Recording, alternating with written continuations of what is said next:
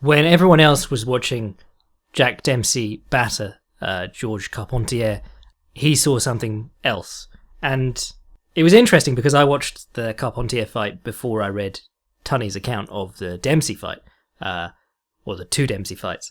But Carpentier keeps trying to catch Dempsey with the right hand as he comes in, and he either doesn't get all of it, or Dempsey ducks it, or every time he does land it, he gets pulled into a clinch.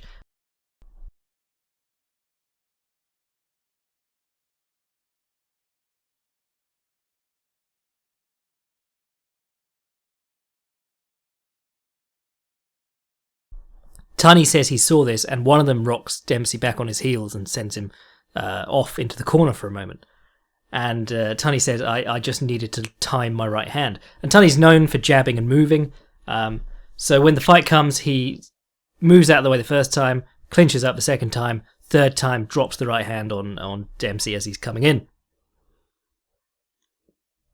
And Tunney keeps saying this, Dempsey fights with his hands low, but his chin is always pinned to his chest. So when Tunney throws this right hand, all he gets is Dempsey's cheek. And he knows that he's hurt him. And he suspects that this is what keeps Dempsey from being full Dempsey for the next few rounds. But he still couldn't find Dempsey's chin whenever he tried. Tunney said, "In the 20 rounds I have boxed Dempsey, I have never once landed a hard punch on his chin. It was always on his forehead, the cheek, the upper jaw, behind the ear, or on the nose, but never once on the chin.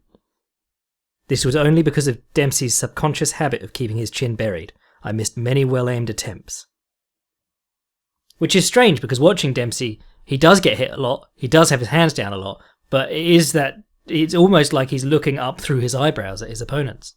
The Carpentier fight is interesting because Carpentier doesn't really have the jab that Tunney does. Carpentier, obviously being a fan of the British school of boxing, believes in heavy jabs. So when he's moving away, he'll take a step back from Dempsey and then step in with a hard jab. But every time he does, he gets caught and dragged into a clinch and hit in the body. Whereas Tunney will flick out the jab 3 or 4 times. He'll alternate left and right hand really quickly. He's just flicking Dempsey in the face. And his jab actually keeps Dempsey off balance. And it's not a jab led with the weight of the body. It's a jab that is independent of the foot movement, which is the kind of jab that you can move around off. The problem with the so-called British school of boxing is that it relies on you being able to throw your whole weight into your jab and still be able to get away. Or at least stiff arm the guy off, which you're not going to do if you're 170 pounds and Jack Dempsey's 180 or 190 and one of the most experienced forward-moving fighters in the game.